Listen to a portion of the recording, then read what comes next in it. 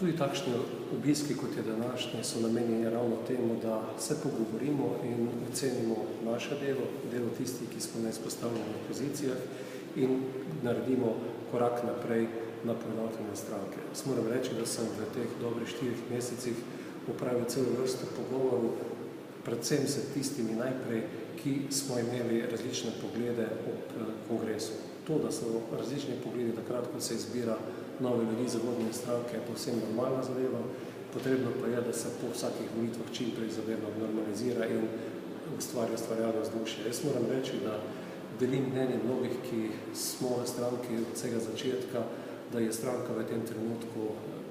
zelo poenotena in da nekih notranjih trenj, ki bi kazali na to, kar se včasih omenjali, predvsem pa v predkongresnem času, da bi del naše stranke govoril o kakšni novi stranki, da so to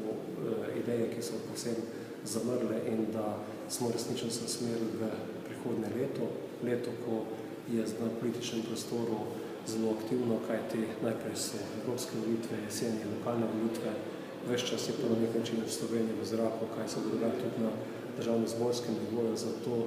delamo intenzivno na eni strani na programskem delu, imamo odbore praktično postavljeno tako, da parirajo vsakemu ministrstvu posebej, da iz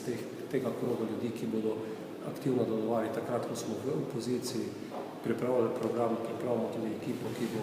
prevzela izzive takrat, ko bodo pred nas na izvršnem nivoju delovanja večinstva.